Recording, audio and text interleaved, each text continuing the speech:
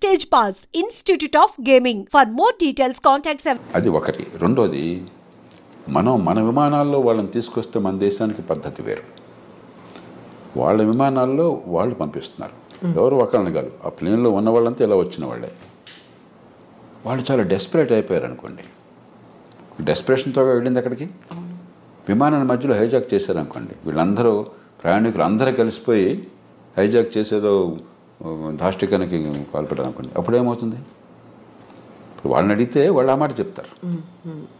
ఎందుకంటే మొత్తం విమానంలో కొన్ని సినిమాల్లో మీరు చూసుంటారు, నేరస్తుల్ని జైళ్ళకి వెళ్ళిన వాళ్ళని విమానాల్లో తరలిస్తుంటే వాళ్ళంతా హైజాక్ చేయటం అలాంటి సినిమాలు నాటకీయంగా అనిపించవచ్చు.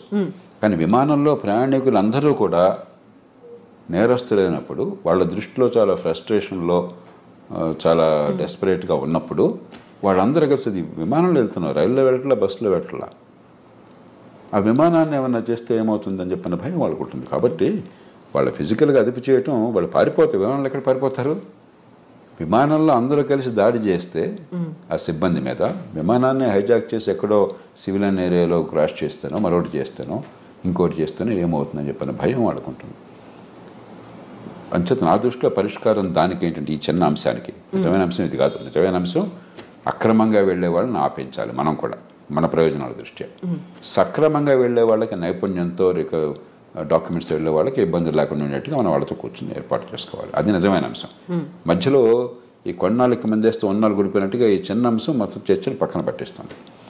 కానీ దీనికి నా దృష్టిలో పరిష్కారం, మీరు మీ విమానాల్లో గౌరవంగా మాకు దగ్గర తీసుకోండి అని చెప్పంటే దొరకదు. ఈ ప్రశ్న సమాధానం మన దగ్గర లేదు. మనం హామీ ఇవ్వగలమా? విమానంలో కూర్చునే వాళ్ళంతా కూడా ఏ రకంగా లేకుండా చాలా మర్యాదగా ఉంటారని. మామూలుగానే విమానంలో ప్రయాణం చేస్తుంటే ఎయిర్ హోస్టెస్ మరొకళ్ళు చాలా అవమానిస్తుంటారు, అరుస్తుంటారు మన కల్చర్లో. అలాంటి కొన్ని సంఘటనలు చూస్తుంటాం.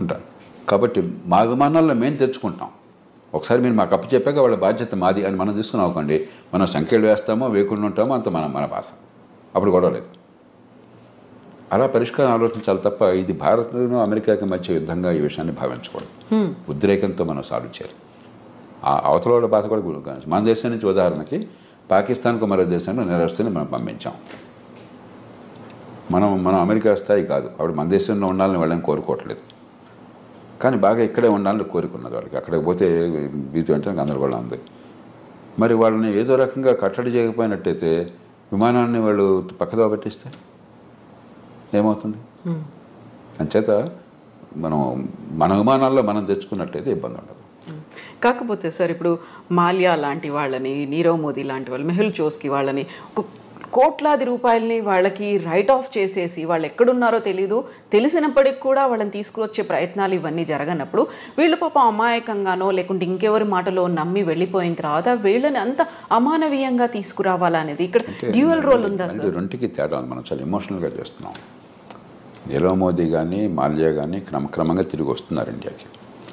వాళ్ళు ఆ దేశంలో ఎవరే దేశంలో ఉన్నా ప్రజాస్వామ్య దేశాల్లో రాజ్యాంగం కింద వాళ్ళ హక్కులు స్వేచ్ఛలు ఉన్నాయి, ప్రాథమిక హక్కులు స్వేచ్ఛలు ఉన్నాయి. దాని ప్రకారం డ్యూ ప్రాసెస్, కోర్టులకు వెళ్ళటం, ఎక్స్ట్రడిషన్ కోసం మనం కోరితే ఈ కారణంగా మమ్మల్ని పంపించదని వాళ్ళు కోరటం, చివరికి కోర్టు తీర్పు అవటం, అంతా కూడా వాళ్ళు డబ్బులు ఉన్నాయి కాబట్టి మంచి లాయర్లు పెట్టుకుంటారు, కోర్టులకు వెళ్తారు. అంతేగాని మనం తీసుకోవడం మన చేతుల్లో లేదు. మనం ఎవరం కూడా నీరవ్ మోదీనో మాల్యానో మరొకరినో తీసుకురావద్దని మనం అనుకోవటం కాదు. ఆ దేశంలో పోయి దాడి చేసి వాళ్ళని తీసుకొచ్చే శక్తి లేదు, అధికారం లేదు మనకి.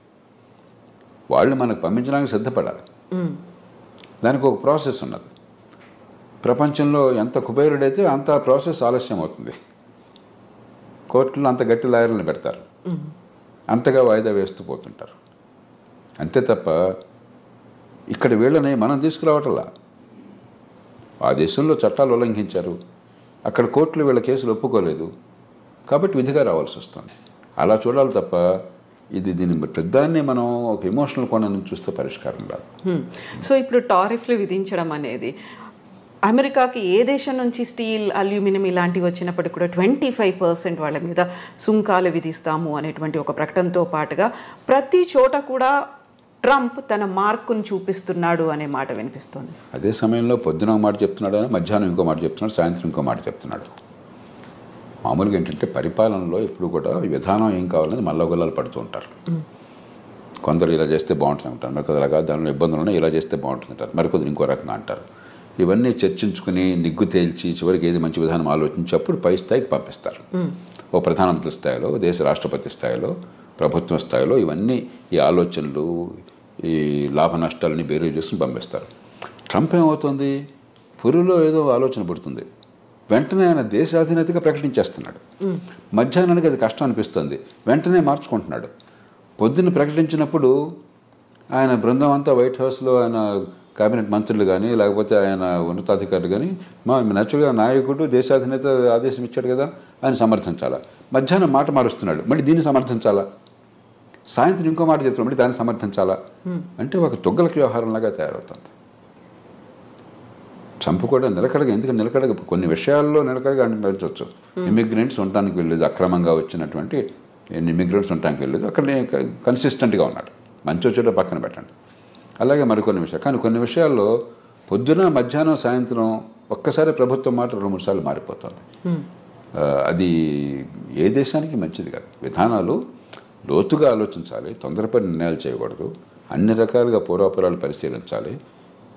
వినదగిన ఎవరు చెప్పినా అని చెప్పని మీరు ఏదనుకుంటున్నా దానికి వ్యతిరేకంగా చెప్పేవాళ్ళ మటుకు ఆలకించే నిర్ణయం తీసుకోవాలి. తీసుకున్నాక నిలకడగా ఉండాలి. ఇప్పుడు ఆలోచించకుండా తొందరపడి నిర్ణయాలు, నిలకడ లేకుండా వెనక్కి వెళ్ళటం జరుగుతుంది. ఇప్పుడు జన్మతః పౌరసత్వం రద్దుకు సంబంధించి చేసినటువంటి అనౌన్స్మెంట్ అది ఏ దిశలో ముందుకెళ్తుంది అనుకుంటున్నారు సార్? అది జరగదు. ఆ దేశంలో కోర్టులు అంగీకరించవు, ఆ దేశంలో రాజ్యాంగం ఒప్పుకోదు. రాజ్యాంగాన్ని మార్చడం ఎవరి తరమో కాదు. అయితే ఒక్కటి అవకాశం ఉన్నది, ఇది సుప్రీంకోర్టు దాకా వెళుతుంది. బహుశా వెళితే సుప్రీంకోర్టు తీసుకోవాలనేది. మన దేశంలాగా ప్రతి కేసు సుప్రీంకోర్టు తీసుకోవద్దు. అక్కడ కింద కోర్టులో దీన్ని ఆపేశారనుకోండి, సుప్రీంకోర్టు తీసుకోకపోవచ్చు అసలు. మన దేశంలో ప్రతి చెత్త చెదారం ప్రతి కేసు వెళ్ళిపోతుంది సుప్రీంకోర్టుకి. అక్కడ అట్లా ఉండదు. ఏడాదికి 100 కేసులు చూస్తారంతే. వాళ్ళు ముఖ్యం అనుకున్నాయి, మిగతావన్నీ అప్లికేషన్ పెట్టి మాత్రం కోర్టుకు తీసుకురావాలి. ఊరికే డాకెట్ షీట్ నిండిపోతుంది, కోర్టుకు వేరే పని ఉండదు. ఒకవేళ తీసుకుంటే సుప్రీంకోర్టు తిరస్కరిస్తుంది. కానీ బహుశా ఏది ఆమోదించే అవకాశం ఉంది అంటే గట్టిగా ప్రభుత్వానికి వాదించే అవకాశం ఒకటి ఉన్నది. అక్రమంగా తల్లిదండ్రులు కనుక దేశానికి చొరబడ్డట్టయితే, ఏ రకమైన డాక్యుమెంట్ వేసా లేకుండా అలా చొరబడ్డాక ఈ దేశంలో బిడ్డలను కన్నట్టయితే వాళ్ళకి పౌరసత్వం రాజ్యాంగంలో పదజాలం ప్రకారం వాళ్ళకు కూడా అవుతుంది, ఆ దేశంలో పుట్టారు కాబట్టి. కానీ రెండో పార్ట్ పదజాలం మళ్ళీ కొంచెం సందిగ్ధంగా ఉంది. కాబట్టి దేశంలోకి రావడమే అక్రమంగా ఉన్నారు కాబట్టి అక్రమంగా వచ్చిన వాళ్ళకు, అక్రమంగా ఉన్న కాలంలో పుట్టితే వాళ్ళకి లేదు అని చెప్పి బహుశా కోర్టు ఒప్పుకోవచ్చు, మనకు తెలియదు. కాబట్టి భారతీయులకి ఇప్పుడు ఈ రకంగా అక్రమంగా వెళ్ళిన వాళ్ళకి ఇబ్బంది అవుతుంది. కానీ 195 మంది భారతీయులు ఈ దేశం నుంచి అమెరికా పోయేది చదువుకున్న వాళ్ళు, నైపుణ్యం ఉన్నవాళ్ళు, ఆ దేశంలోనే ఉన్నత విద్యను పొందిన వాళ్ళు చాలామంది, నైపుణ్యం వల్ల చాలా పూర్తిగా పద్ధతి ప్రకారం వీసా పొందిన వాళ్ళు. వాళ్ళకి ఎలాంటి ఇబ్బంది ఉండదు. మన ఊరికి అనవసరంగా కంగారు పడిపోయేది కంపెనీపోతే అనుకోవడం తప్ప నాకు 100కి వాళ్ళు ఏమాత్రం అనుమానం లేదు. కానీ అక్రమంగా చొరబడిన తల్లిదండ్రులకు పుట్టిన సంతానమైనట్లయితే సుప్రీంకోర్టు బహుశా వేరే స్టాండ్ తీసుకోవచ్చు. సార్ మీరు ఇప్పుడు 95% ప్రాపర్ మెథడ్లో వెళుతున్నారు అనుకున్నప్పుడు మిగతా 5%ని విమానాల్లో ఆ దేశాలకు పంపిస్తుంది. మన భారతదేశం వాళ్ళని ఎలా ట్రీట్ చేయాలి, ఏం చేయాలంటారు? అవగాహన కల్పించాలా? మళ్ళీ అవకాశం ఇప్పుడు ఈ దేశంలో 145 కోట్ల జనాభా ఉంది, 54 కోట్ల మంది పనిచేసేవాళ్ళు ఉన్నారు. దానిలో అత్యధికులు అసంఘటిత రంగం, రెక్కాడితే డొక్కాడిన వాళ్ళు, రేపు పొద్దున భోజనం ఎక్కడ దొరుకుతుందో తెలియని వాళ్ళు. కాబట్టి మన దేశంలో వాళ్ళేదో అక్రమ ఖర్చు పెట్టి అమెరికా వెళ్ళారు కాబట్టి వాళ్ళని ప్రత్యేకంగా నెత్తినెక్కించుకోవడం సాధ్యం కాదు. అందరి పౌరులతో సమానం. ఈ దేశంలో అందరికీ ఏ ప్రయత్నాలు చేయగలుగుతాం మనకున్న వనరులతో, మనకున్న పరిస్థితుల్లో, మనకున్న అవకాశాలతో ఆ ప్రయత్నాలు వాళ్ళకి చేస్తాం తప్పితే వీళ్ళని ప్రత్యేకంగా నెత్తిన పెట్టుకోవడం నేను చెప్పిన మాట రుచించకపోవచ్చు. వాళ్ళ మన దేశంలో 2 రోజులు కొంచెం ప్రచారంలోకి వస్తే అది ప్రపంచంలో మోస్ట్ ఇంపార్టెంట్ ఇష్యూ. అంటే భారతదేశంలో ఈ కోట్ల మంది భవిష్యత్తు అక్కర్లేదా మనకి? కాబట్టి ఖచ్చితంగా ఈ దేశంలో ఉన్న మేరకు ఆ పరిస్థితులను బట్టి అవకాశాలు ఉంటాయి.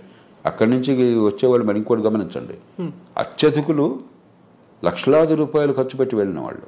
కాబట్టి వాళ్ళు కొంత సొంతంగా బతకగల వాళ్ళు, బతకలేని వాళ్ళు కాదు. అందులో మనం చర్చ చేసినప్పుడు కూడా పత్రికల్లో కానీ టీవీల్లో కానీ ఇదేది మిడిల్ ఈస్ట్ అనుకోండి, అక్కడికి వెళ్ళిన వాళ్ళు అత్యధికులు, కొందరు బాగా నైపుణ్యం ఉన్నవాళ్ళే, మిగతా వాళ్ళు పాపం కాయ కష్టం చేయడం కోసం వెళ్ళిన వాళ్ళు. అది ఇది ఒకటి కాదు. అంచేత మనం ఖచ్చితంగా సానుభూతి చూపెట్టాలి.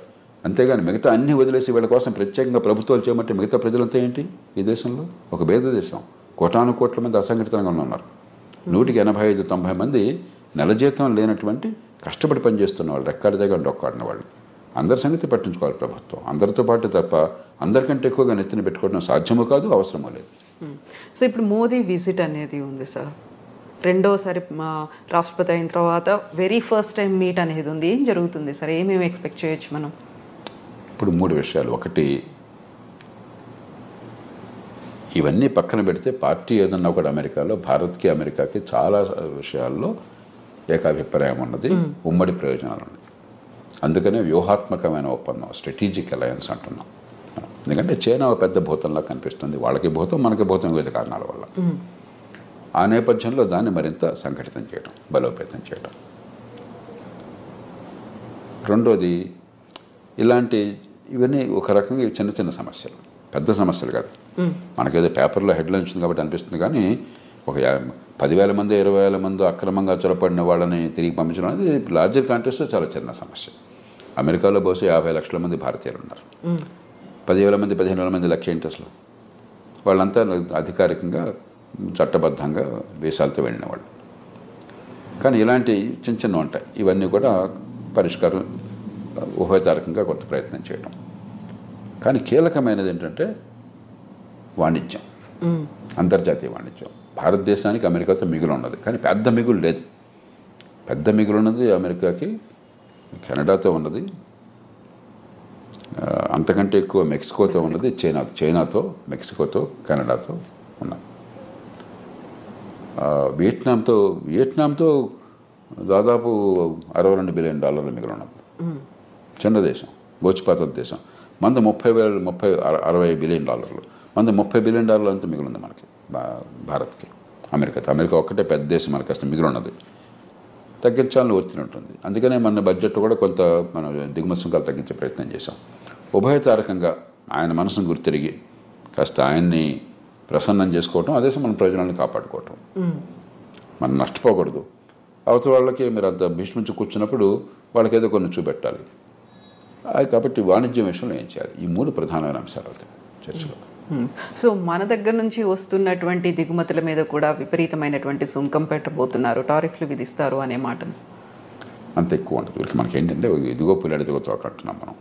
మెక్సికో నుండి కెనడా మీద సుంకాలు పెడతా ఉన్నారు, మళ్ళీ వెంటనే మధ్యాహ్నానికి మార్చేశారు, సాయంత్రం ఇంకోటి అన్నారు.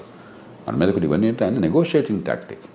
ఒక ప్రభుత్వాధినేత నెగోషియేటింగ్ టాక్టిక్స్, మనకి సంప్రదింపుల్లో మాట్లాడేటువంటి వాటిని అనాలోచితంగానో లేకపోతే తాత్కాలికంగానో విధానంగా అంత ఆర్భాటం చేసి ప్రకటించకూడదు. ట్రంప్ స్టైల్ అది, ఆయన తీరే అది. మనం ఏం చేస్తాం? ఆయన తీరు మార్చలేం కదా. పుట్టుకతో వచ్చిన బుద్ధి పుట్టుకలతో పోదని చెప్పిన మన చేతుల్లో ఏం లేదు. అంచేత మన మీద అంత ఒత్తిడి మన మీద ఉంటుంది, కానీ భయంకరంగా ఏముండదు. మనం కూడా కొంచెం ఉభయతారకంగా వ్యవహరించినట్టయితే, మన ప్రయోజనాన్ని కాపాడుకుంటూ ఒడుకు వ్యవహరించినట్టయితే మనకి పెద్దగా నష్టం ఉండదు. సో ఫస్ట్ 100 డేసే కీలకమైనప్పుడు మీరు చెప్పినట్టుగా ఇన్ని కన్ఫ్యూజింగ్ నిర్ణయాలు పూటకొకటి మారుతూ ఉన్నప్పుడు వాట్ అబౌట్ మిగతా టెన్యూర్ అనేది ఎలా ఉంటుంది అనుకోవచ్చు సార్? ఇప్పుడు అమెరికాకి ఏమవుతుందో అమెరికా వాళ్ళు చూస్తుంటారు, మీకు నాకు బాధపడాల్సిన అవసరం లేదు.